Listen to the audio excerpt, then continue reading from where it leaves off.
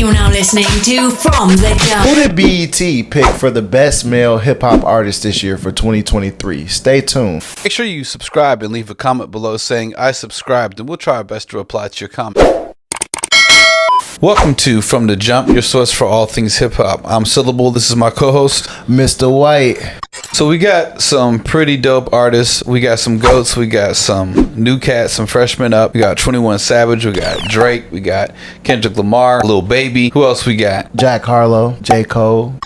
Interesting that we got 21 Savage and Drake on there. Probably on there for the same album. I would agree. I don't know what 21 Savage did outside of that. He might have had like a mixtape or something that dropped, but I think his biggest work was specifically from Her Loss. The Rollout, which pirated a Tiny Desk session and copied a Vogue cover, was the two artists subverting a lot of the expectations about what the album was going to be. But at the same time, it was pretty predictable. Yeah, I mean, basically, after they dropped the Jimmy Cooks track off of the Honestly Nevermind, it seemed like it was basically the setup for them to do that project. Although, you know, we both agreed that song didn't really belong on that project. Her Loss is okay. I feel like it's definitely got some better Drake rapping on there. I mean, you got 21 Savage, of course. I feel like carrying the load because I don't think people showed up for Drake. I think they showed up for 21 Savage. Well, you got to think about it. His last album, Honestly Nevermind, was probably the worst album that he'd released. Yeah. And so this is kind of like people desperate to give him the pass to say, please do something better.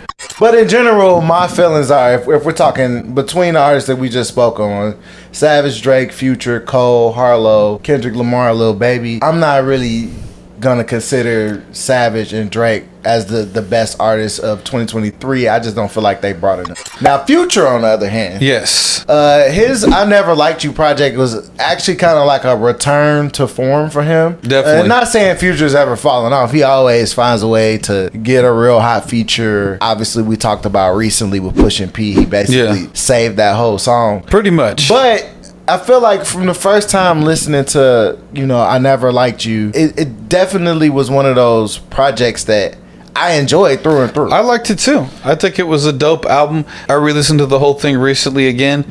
I think it's some of his best work. It's driving. It's got a lot of energy to it. Like, it's a lot of tracks on there that are very upbeat, and it's unfiltered. I think that's what you love in a Future project. And then you have that. You always get a couple of really like classy songs on there. I don't know how Future's able to do this. Like, he's a toxic guy, but he knows how to make good love songs somehow. And that Wait For You track with the video, that's one of my favorite songs. Future has a strong case for best male hip hop artist. For being on this list. I can see that as well. I mean, think about the features that I Never Liked You had. Ye, Gunna, Young Thug, Drake, Tim's, ESTG, and Kodak Black. Yeah, he had a pretty heavy all-star cast on there. I was excited to see J. Cole on this list because it's kind of like he's quietly but steadily still making moves to be successful in the game, and he's still staying relevant. He's still doing stuff. It was really dope hearing him on that Benny the Butcher track, Johnny P's Caddy. Yeah, some people will argue that was one of the hardest verses of last year. He also had a verse or several verses on that mixtape that he did with DJ Drama, Gangsta Grills that actually charted. And I think he has a great cycle going on, right? Because he dropped the project in 2021, but then in 2022 he focused on building his team up, doing features. He didn't like become irrelevant, but he also was like, he's letting everything simmer. I think he's such a big artist now. He doesn't have to release every year anymore. No, I mean, but he's still doing stuff. He doesn't have to just sit back for 5 years without any album and then suddenly release something that's barely mid. Not like you talking about anyone familiar, but off the Caddy track, I was just surprisingly dope bars. I mean, I know J. Cole is dope, but he just surprises you sometimes when it comes out of nowhere with a fucking left hook. Want me on a song? He gonna see the wrath of a reaper. I'll probably go to hell if Jesus asks for a feature. I mean, he killed that track. A lot of people were going back and forth about whether or not like it was a good idea for Benny the Butcher to get the feature because J. Cole went so hard. Yes. But don't get me wrong, Benny the Butcher held his own. Oh yeah. But it almost sounded like J. Cole was talking shit about him. But I think Benny the Butcher is a real OG, so I don't think he would have took it offensively. No. Also, it's like think about it like with Renegade, for instance, with Jay-Z and Eminem. Yeah. Although, like, of course, we rag Jay-Z because Eminem murdered the track. It's like you almost want to make a song where an artist is going to get on there and go hard. And I think Benny the bring Butcher, their best. Yeah, Benny the Butcher was like, J. Cole goes on this track, and he was right. He was 100% right, and it worked out. And so now we got Lil Baby, who has the rap that's almost auto-tune all the way, but not in a sing-songy way. He's a conversationalist. We talked about it earlier. He's kind of like Nipsey. He just says poignant things. Yeah. He's not really trying to punchline. He's not rhyming. He's just saying a whole bunch of real shit. And I think that's why people can connect with him, because he's moving away from the rapidy rapper vibe, and just he's getting on, really good beats. He knows how to pick production, and he's just, speaking his piece. Now, I feel like Lil Baby had a pretty good run last year. I think he had some way better songs the previous year in 2021 with his first project. So I think 2022 it wasn't that he wasn't popping. I just don't feel like his best work came out last year. So I want to see what he's gonna come out with this year. But I feel like he kind of was like Jack Harlow. He made this list because he dropped an album and it was popular. Yes. But I don't think either one of those albums were like. Well, and also Harlow's got the White Men Can't Jump as well. And that's new, but it's keeping him in the spotlight. Absolutely, absolutely. But then we have the winner, which is Kendrick Lamar.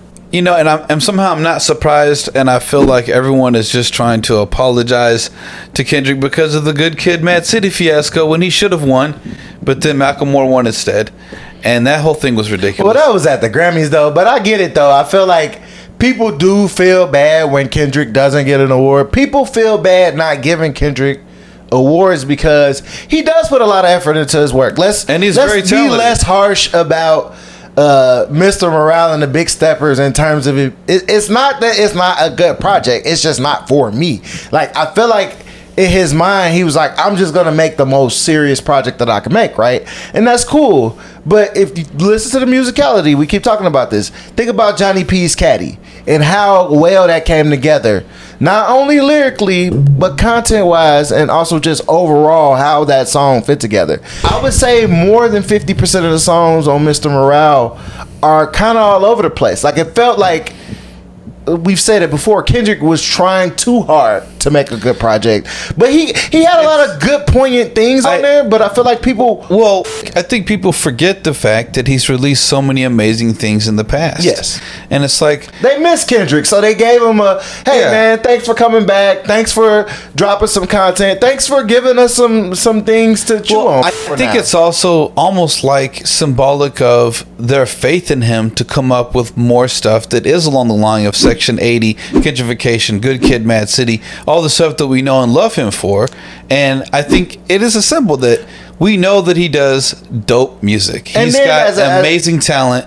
So he needs to get in the right headspace and release some more stuff that we know he's capable of doing. Some of his newer music that he's been releasing with the PG Lang has been more fun. Yeah. Him and Baby Keem seem to have pretty good chemistry, and they're kind of just playing around with it. I think that some of the best songs on Mr. Morale and the Big Steppers were him and Baby Keem kind of playing around and not being as serious. Like, I get the reason why BET as a black platform would give it to Kendrick. If you think about it, nobody else really had anything that was like that hard hitting. Yeah. Like, Future had a great album. I loved listening to it, but I don't think it wasn't a culturally relevant album. And so I think Kendrick stood out by having such a deep, introspective, like really kind of pulling out some of these black culture tropes and all of this stuff that people, they kind of don't want to talk about. It's behind closed door stuff. I appreciate Kendrick taking the time to do that. But like you say, let's go ahead and put that behind you. Go ahead, let's move forward, and let's hear what else you got. But it seemed like, based on the list of artists that we had here, Kendrick Lamar is kind of a no-brainer. I think if J. Cole would have dropped the album last year, though, he might have gave him a run for his money. So I want to see what J. Cole probably going to drop an album this year, I think. I want that. So we were talking about people who haven't dropped albums that could potentially have number ones. Yeah. J. Cole's probably one of those artists. Yeah, I definitely agree. And I would like to see J. Cole and Kendrick Lamar just do some tracks together. I want to see them. That was supposed to be a thing, but they never. Maybe Kendrick is too spiritual for J. Cole now. Although they're both kind of.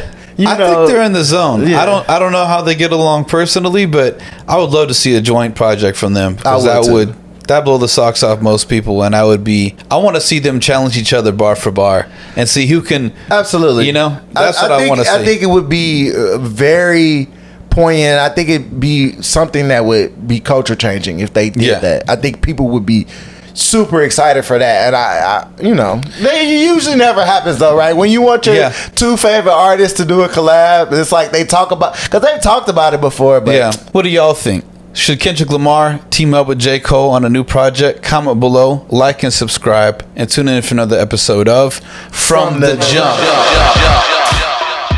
Jump.